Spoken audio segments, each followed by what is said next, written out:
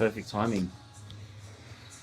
Look at that. Look at you. Always on time. Look at that. 12 on the dot. Oh, mate. Where do we start? First YouTube video of the year. Welcome back to the channel. I feel like I'm really honing in on my YouTube like mannerisms. This is from the Christmas party, and I look at this and I'm in awe. The Christmas party was the coolest thing ever.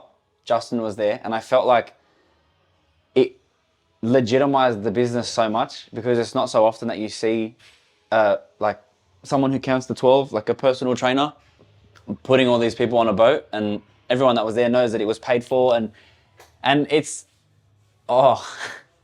it's like it's not real. It's honestly unbelievable. But today, let's talk about what we're going to talk about. What was I going to say? Yeah, no, because I was wondering why I wrote 1025, but then it makes sense because first video of 2025. That's why I did it. Yes. So these are the 4 things that I wanted to talk about, 4 main topics. We're obviously going to go train, but I wanted to start with the YouTube series with like a rundown, what we're actually going to talk about. Knowledge is nothing without people skills, okay? It doesn't matter how much you know. If you can't communicate, I'm going to expand on this later, it means nothing, okay? Master the craft before social media. A lot of people jump. They think that it's like, okay, let's start putting out 10 pieces of content a week, 20 pieces of content a week. None of that matters if you're not good at what you're actually going to get paid to do. Number 3, not everyone is like you, and this is a good thing. This is a great point. Number 4, the real challenge, sticking to it. We're going to delve into these later. This was actually in a different order, and I did some long computing and a lot of thinking, and I changed the order. And I really think that this, after me, I've been training, this will be my 11th. How many years? I started when I was 13, kind of training, yeah. And then almost 6 years as a PT. These are really the things that I've honed in on as 4 important things to remember as just, not just being a personal trainer, but anyone that's entering in the gym. So let's go train. I'm jacked out of my mind on pre-workout. Let's see what we can do. Oh, my glasses, wait. I think that this will be the first time anyone's seen me with my glasses on. Very nerdy, very 4 eyes, very trustworthy. All right, hamstring curls taken, seated hamstring curls taken, standard hamstring, everything that I wanted to do in order is taken. We'll go leg extensions and see what happens from there. Oh, but we can't, there's someone right there. All right, rolling, let's roll. We've got laying hamstring curls. We finally got a machine. I'm telling you, it's your fault. Every time Justin's here, it's the busiest gym in Sydney. All right. Nice and light. Let's go.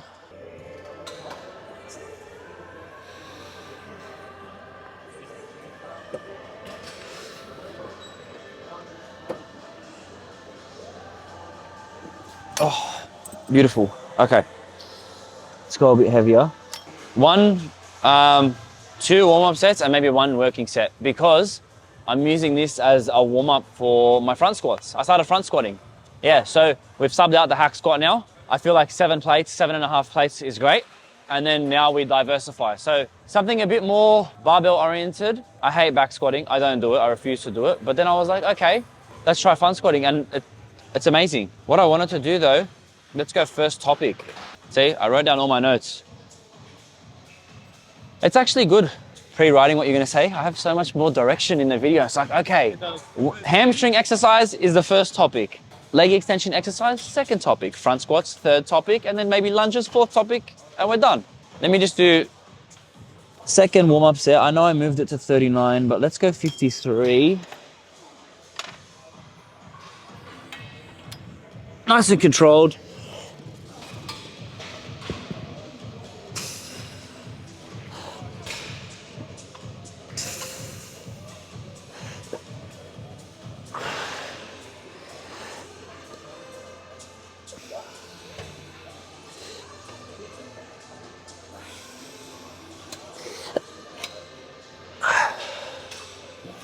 Easy. Okay, that was good. We'll go maybe 81. What's that? 53, 74, 81. We'll go 4 to 6 reps. Let me read this first, then I'm going to do my set, then we're going to talk. My points are good. My memory is shocking.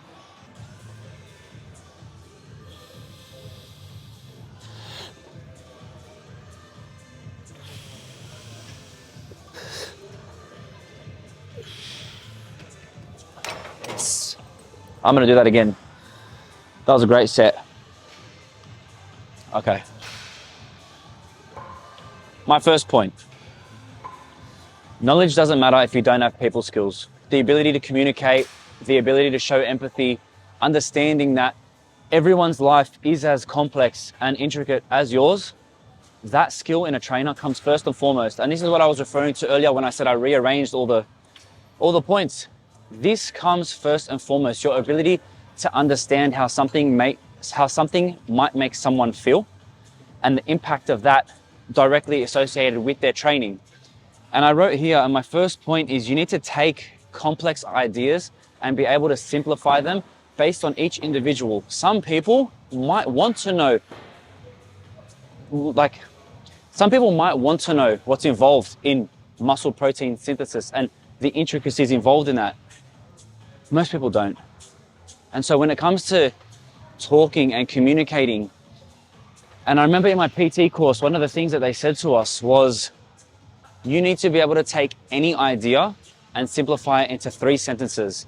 And I think that takeaway is one of the most important things to remember in the industry nowadays. We have this abundance of information and everybody's trying to educate and everybody's trying to teach. And I was in that trying to cram everything into a 30-second video. That's not how education works, and that's not what people are going to be interested in coming soon. We want to be consolidated, that someone cares about us. And that's why I chose my coach, and that's why people choose me. It's how you make them feel, it's how you communicate, it's how you build and establish a relationship. All the knowledge in the world means nothing if you can't simplify a complex idea and communicate it effectively and efficiently. Working set number 2. I said I was going to do 1. Let's do 2.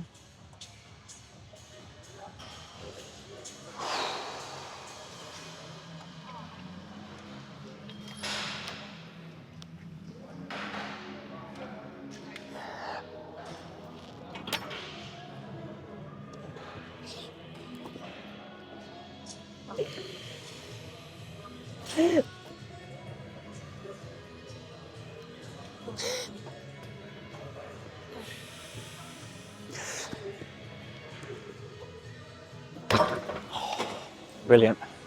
Very happy with that. I want to read this last point directly from my notes.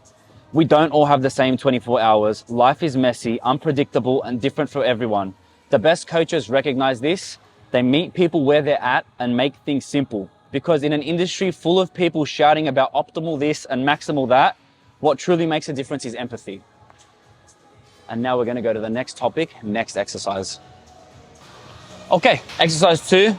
Leg extensions. Topic 2. Oh, wait, I changed them in order. What was topic 2? Do you remember? I remember. Master your craft before chasing social media. Oh. Warm-up set.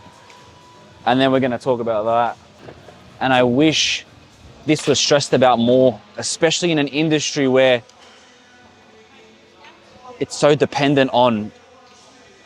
that's a lie. It's not dependent on views. In an industry where what people pick up in a 30-second snippet, they then conclude is a direct representation of your entire personality. Let's use that. And that's why people get scammed. But wait till we feel a little bit of a burn. Nice quick burn set. That was good. All right, 2 warm-up sets, 2 working sets. Today's a bit off plan because I'm trying to match each exercise with a topic and start to give the video a little bit more authority in terms of what we're actually doing and not just winging it. Who would have thought? I think today we're just going to read from my notes, but this one hits hard, and this one I get a little bit emotional towards because when I did start in the industry, roughly 2020, I had been posting, I think I've got a YouTube video from like 2017.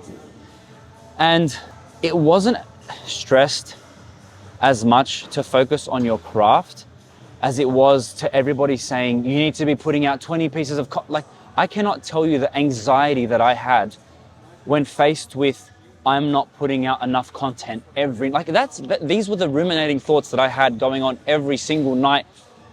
And I thought that there was a direct correlation between how good I was as a trainer and how many followers I had, because that was the era of social media that we were in. If you didn't have 100,000 followers, or if you did, that was almost a guarantor of how good you were. And now it is the complete opposite. And I can put my hand on heart and say that. I'll explain in a second.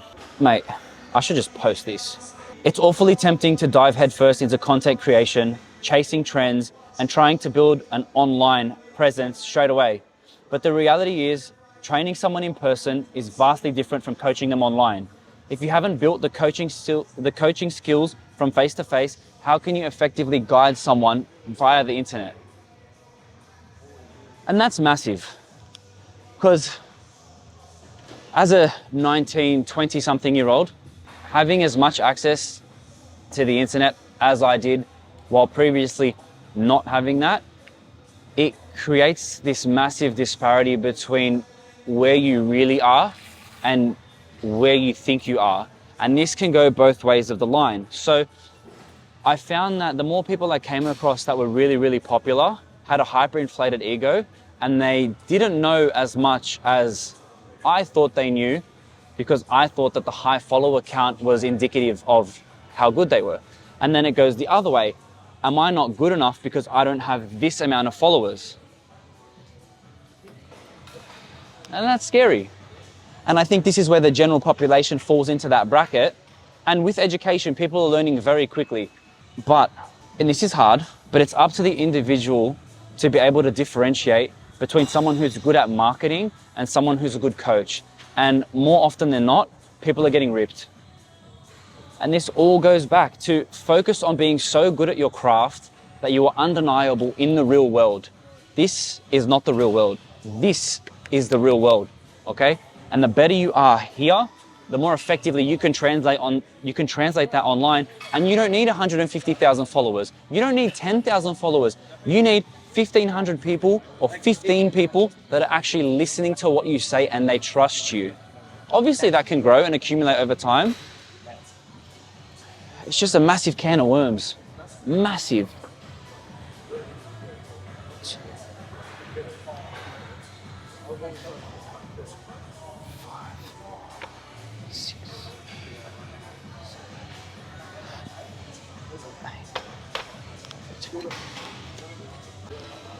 So third point, something that I've highlighted, this seems pretty obvious. Social media can be a massive distraction. Spending hours trying to keep up with a trend can take away from your time on developing your actual business, learning what's going on inside the gym floor, building genuine client relationships, and excelling as an individual. I wrote this, I'm very proud of this. Your service is your business, not your follower count. If you focus on making flashy content instead of delivering results, you set yourself up for short-term gains, the followers, the views, but long-term failure, because you don't have the skills necessary in place to ensure that what you did in the beginning, you'll be able to repeat and repeat and repeat. You don't want to crash. I like that point.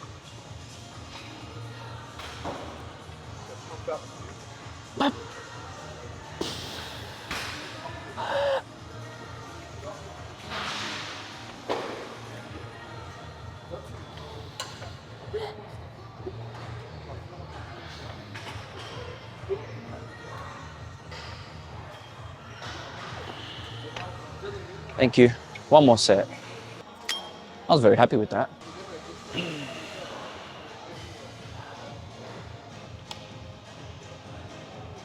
That?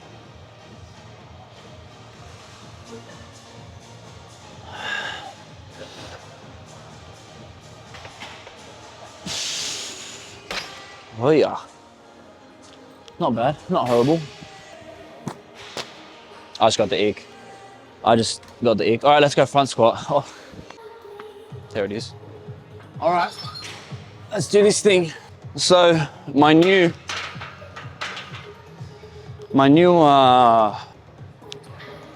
exercise of interest, now that we've disappeared off the hack squat, is front squats. And I am absolutely loving them. Loving the depth, loving the feeling. I don't know if, like, I hope that I can not get critiqued on it. Oh, actually, that's gonna get in the way. I don't know if that, can you still hear me? Hopefully, whatever. Yeah? I just don't want the mic's gonna get crushed. Yeah, so I try to do my first few sets with my arms crossed. One little baby step back. But then for the next few sets, I might have to get my straps out.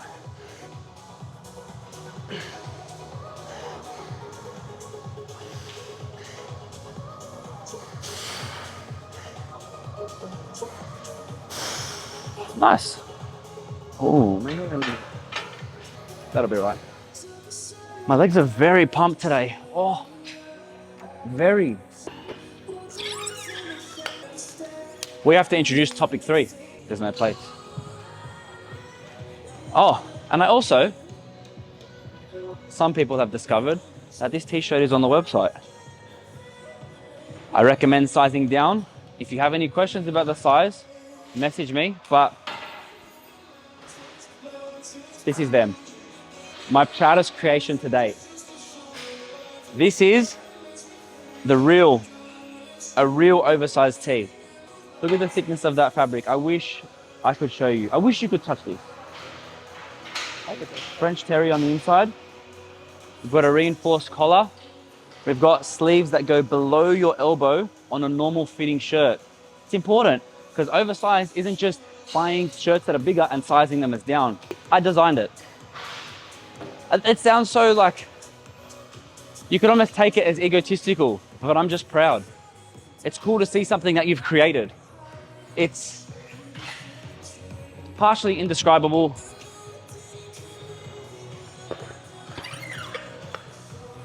Like, look at that flow. Oh, that's not topic 3. Let's go topic 3. Okay, yeah, topic 3. I hope I'm saying this in the same order that I wrote it, because I didn't write it in the same order that I wrote it on the board. Not every client will be like you, and this is a good thing.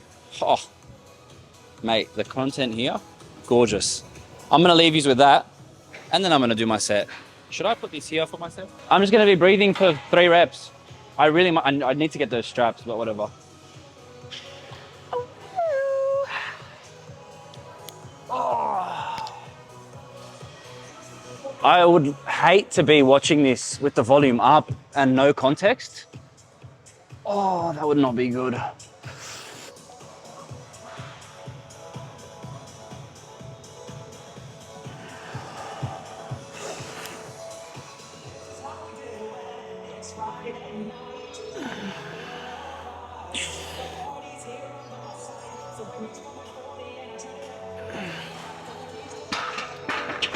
Oh, textbook. Okay. Oh, topic 3. Let's do a quick rundown. And this is all what I thought. When you first start coaching, it's easy to assume that the clients will think and train the way you do. You love the gym, you enjoy pushing yourself, you might enjoy tracking macros and feeling the pain and getting up and doing it when you don't want to. But this is not everyone's reality. And this was the biggest paradigm shift I had when I started training people, bar none. Some people have 0 gym experience. Some people have little to no life experience. Some people have way more life experience than you, but no gym experience. So it's up to you to be able to relate to these people and figure out in context where you can help them. This is important. This is really important. Here we go. Sometimes when you walk into the gym and you feel that rush of confidence and adrenaline, some people walk into the gym and they feel lost. They feel invisible, or they might feel like everyone is watching them. This is your job to turn your client not into you, but into the best version of themselves. Nurture where they're at and encourage them to grow in a direction that they're most comfortable with. Do you understand what I'm saying? It's not up to you as a coach to push them to their limits and make sure that that is not your job. Your job is to nurture them as you would nurture someone that you care about. This is hard because the general stigma behind the gym is trainers, yeah, like that very macho, very masculine, But you'll notice as soon as you step into the gym that that's really 0.1% of the population. A majority of the population just want to improve who they are. That's your job to nurture it. 2 more points to make. Let's do the next set. I wish I spoke that well all the time. Don't laugh at that. Yeah, Justin laughed for everyone. I did 100 on Tuesday. Fine. I need to go find a blue plate. See how when I lift my arms up, still covering my elbows. That is an oversized t-shirt.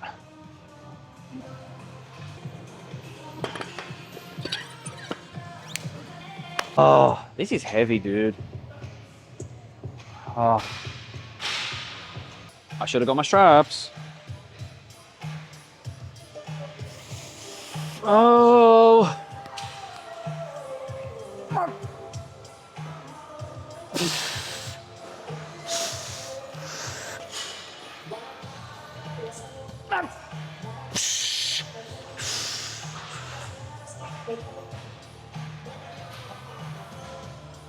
Oh, thank you. I was supposed to do 3, but that is not happening. Oh. Whoa. Like the whole solar system. Feels good, but feels so good. We have to do those last 2 points. Great points. Great points. So we left off, where's this? We left off the way people feel walking into the gym and essentially their individuality. What I wanted to touch on in that individuality is that some clients will juggle multiple jobs, families, well, not multiple families, but family things, stress levels that you might not fully relate to. But your ability to listen, intake, process, and re-communicate is going to be the difference between them staying with you and them not. Number 2, you need to understand each individual motivation, intrinsic motivation that each person might have. It's very easy for someone to be motivated while you're counting to 12 in front of them. But what happens when you're not there? Do you have the ability to not just communicate, but actively reinforce their best suited ways or their best suited motives to motivate them? And then I wanted to throw a last one in here. The sooner that you embrace, love the word, the sooner you embrace that not every client will think like you, the better the coach you'll become. Your role is to guide them towards progress in a way that makes sense for them. And on that bombshell, we're going to a break.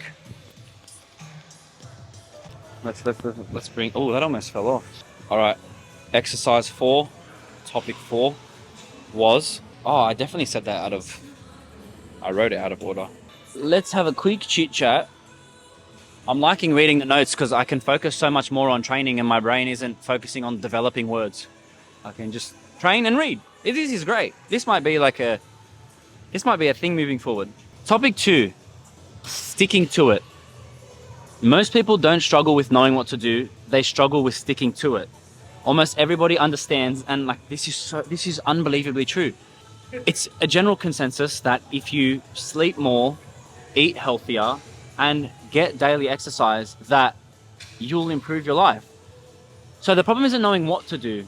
The problem is sticking to it. And this is why it's my last point, because I feel like it ties most of them together. As a trainer, you're not just there to design a program. You're there to help people build habits, solve problems, and assist in being accountable. You don't want to be completely accountable. You don't want to be their entire accountability system, but you want to encourage them to be accountable, is a better way to phrase it. And once you understand this, as a trainer, you can become a million times more efficient in knowing just how to program a squat or progressively overload someone. Look, I'll give you an example. I didn't really give an example in this. I kind of just wrote points and then went from there. But teaching someone to squat is one thing. Teaching someone to lose weight is one thing. But teaching someone to squat in a way where they don't get injured, they can then progress on their own. They can then, when it comes to losing weight, lose weight on their own. And they're not completely dependable on you. That is the ideal trainer. That is the trainer archetype. That is what you should be aiming for. You should, as a trainer, be encouraging your clients to continuously progress and evolve on their own while holding them accountable as minimally as possible and ensuring that they're changing. That, like, I would not know how else to put it but that. That is what ties that whole topic together. We do know what to do. Everyone does. But it's what systems are you going to put in place to be able to not just do it, but to keep doing it over a duration of time. I'm cooked. Chat, I'm so cooked. Hey. 3 exercises. Time's up.